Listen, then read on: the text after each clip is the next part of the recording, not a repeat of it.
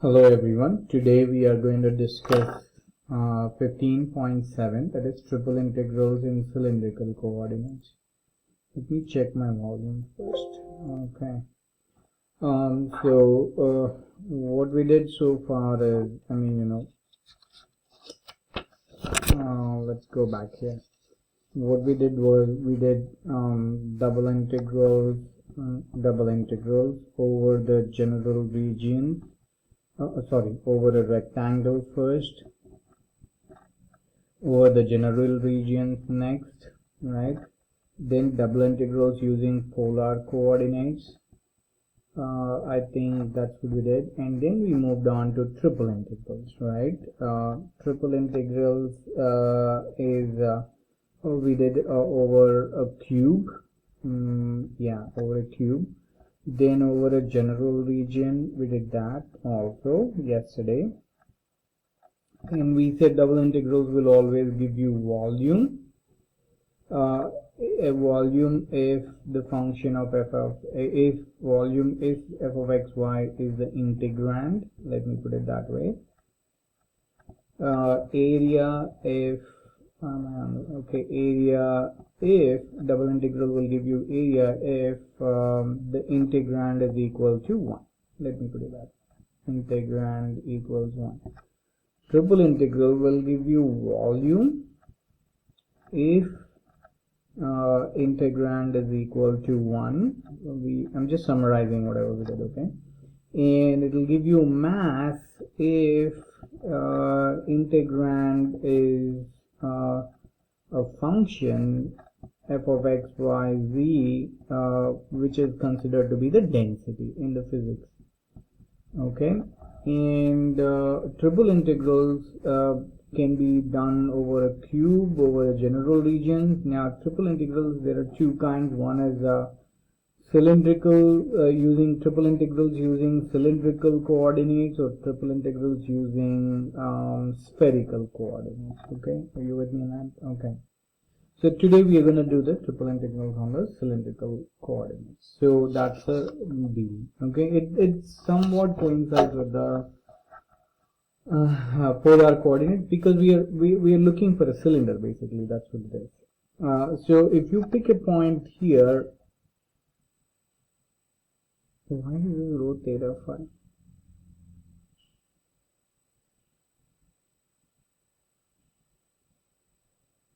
I think this picture is wrong, okay?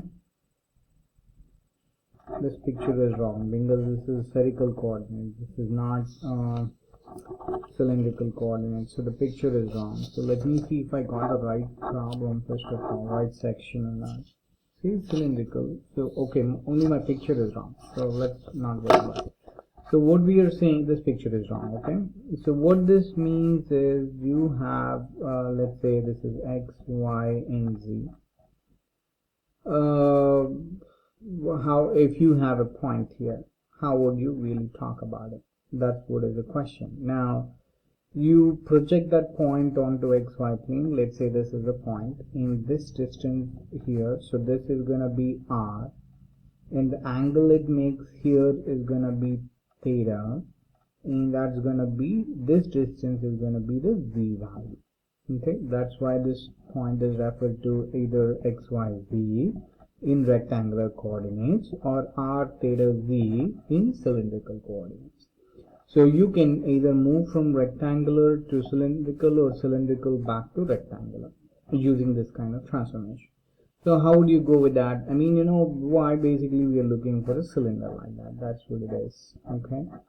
So now if you're looking for that, here we are going to make a transformation. X equals r cosine theta, y equals r sine theta, and z is going to be just a z. So it's not really difficult, you know that. That's going to be r cosine x squared plus y squared is going to be that. So that's going to be r squared cosine squared theta plus r squared sine squared theta.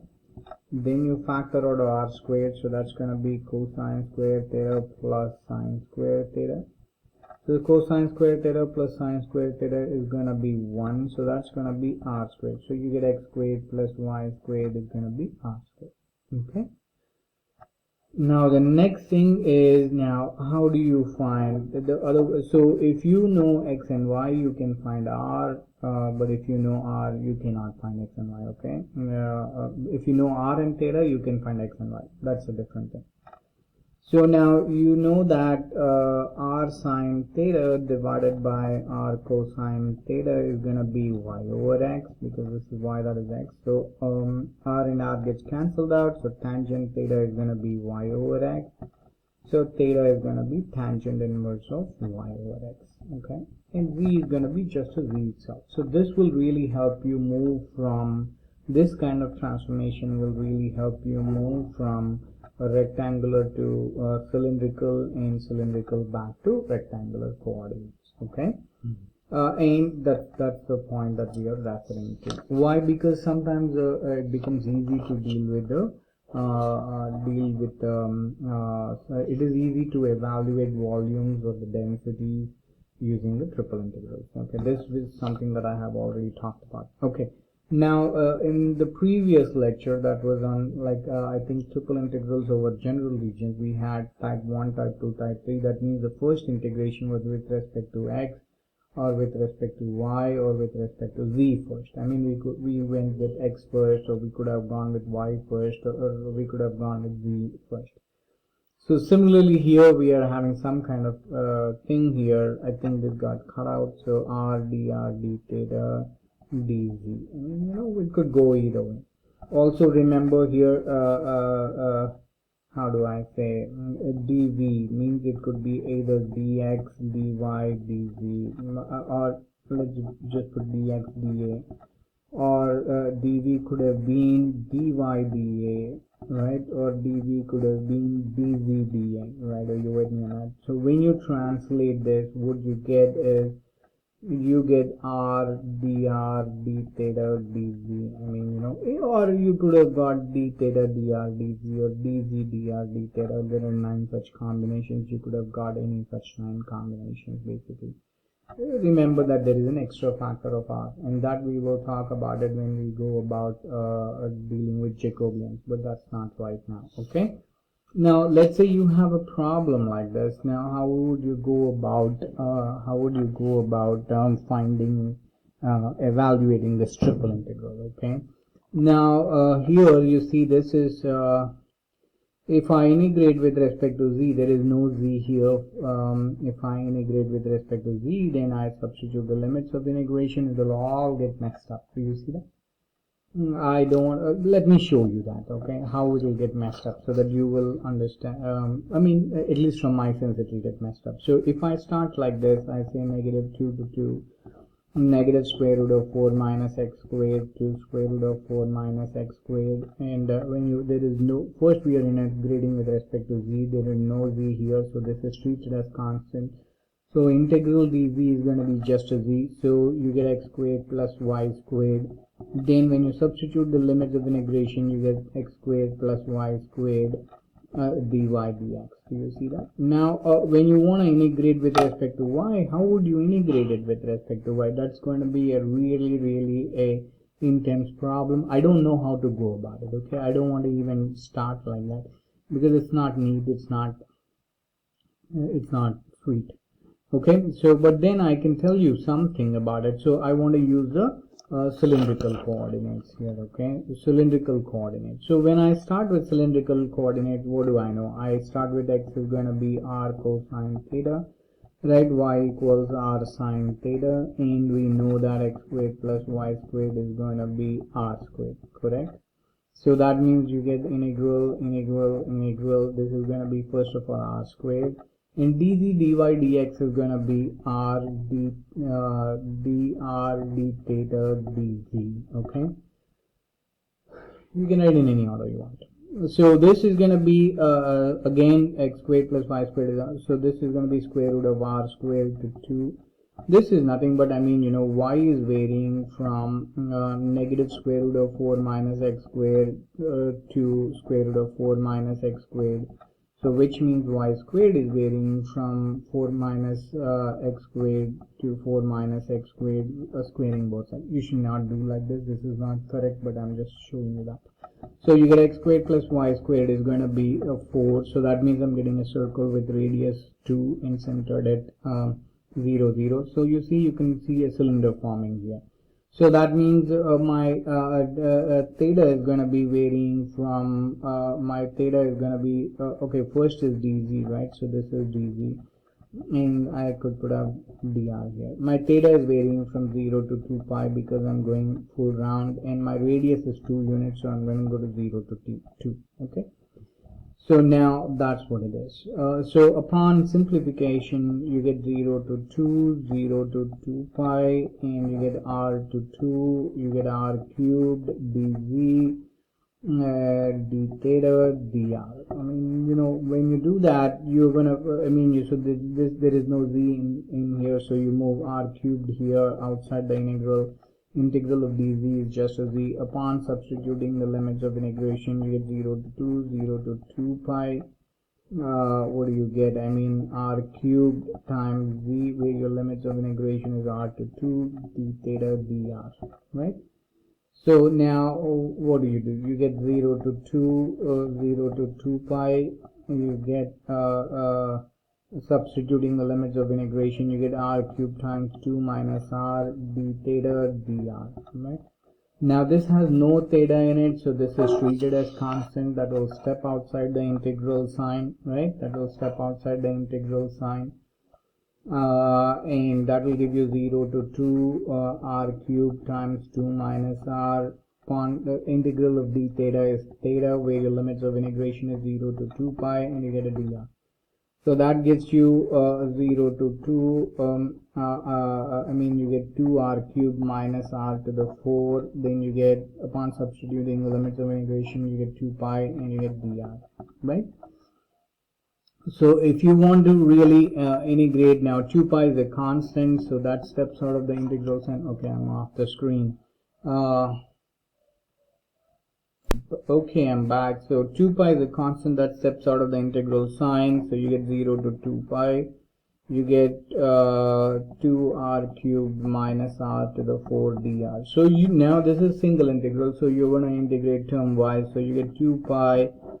This is going to be 2 times r to the 4 divided by 4, where your limits of integration is 0 to 2, minus r to the 5 divided by 5, where your limits of integration is 0 to 2, right? So that gives you 2 pi times 1/2 times r to the 4 is what? 16 minus 0 minus 1 to the 5 is 32 minus 0, right? Are you with me, man? So that gives you 2 pi times, I mean, 16 over 2 is 8 minus 32 over 5. Correct. Okay, so that's gonna be 2 pi times whatever, 5 times 8 is 40, 40 minus 32 is 8 over 5. So that will give you 16 pi over 5 units. Okay, so that's what is your units, whatever that is. Okay, that's what is the final answer. But I want to look more closely, I want to look at this problem more closely. Then what do you get? I mean, you know, what do you see here? That's what I want to say. So if you look at it here, I mean, you know, first of all, you see that the integrand is a function. I mean, it's a function independent of it is a function independent of how do I say, z, right? So that means this is really the mass that we are getting. Why? Okay, I'm not, this is the mass we are getting. Why? Because this is a density, and this is going to be the volume. So density times the volume will give you the mass, and that's what we found out. Whatever is that, the mass is going to be 16 pi over 5 units. Okay, so now what are we looking at? Let's look at it more closely here. Okay, here you see this is z equals, like, I mean, you have f of x y z is gonna be x squared plus y squared. I mean, you know, that means there is no z there, it is independent of the z. If you look at the picture, it's gonna give you a paraboloid. I mean, you know, x squared plus y squared, it's just going to go up and down kind of a thing. But you're saying it is bounded above by 2, z equals 2, that means that is 2 units. Bounded below by z is going to be I mean, you know, sorry, see, the z is varying between square root of x squared plus y squared to 2, right? So that means z equals square root of x squared plus y squared to z is going to be z equals 2. So upon squaring on both sides, you get z squared is going to be x squared plus y squared to z squared is equal to 4. So this is going to be a cone kind of a thing, which is what we have here. And z squared is 4 is going to be that line. Z equals 2 is going to be this line. I mean, we don't square this one, but when we square this is just a cone here, and z equals 2 here. Okay, so it is bounded below by the cone kind of a thing, and bounded above by the z equals 2 line. And here your y is x, y, z, right? So your y is really, I mean, at every stage it's a circle, right? So your y is varying from negative square root of 4 minus x squared to positive square root of 4 minus x squared, and your x is varying is the radius of 2 units. That's what we are really. So we are trying to find the mass of this unit here. Is that clear? I hope geometrically that makes sense. And algebra wise, we evaluated the mass. So this is an introduction about the triple integrals. Remember the summary here. I mean, my picture was wrong, but I mean, triple integrals we evaluated over the cube, over the general regions. If the integrand is 1, it's a volume. If integrand is a function, it gives you density. And to evaluate triple integrals, you can either go with the general regions. If you are able to do it, that's fantastic. If not, other options are go to cylindrical or spherical, or go to the general regions and then switch to polar. Okay, that's another stuff that you can try. So cylindrical is kind of essentially getting to polar kind of thing. Okay, anyway. So I hope this is clear. If you have any questions, please let me know. I hope to come back to you with a new video. Okay, till then, bye bye.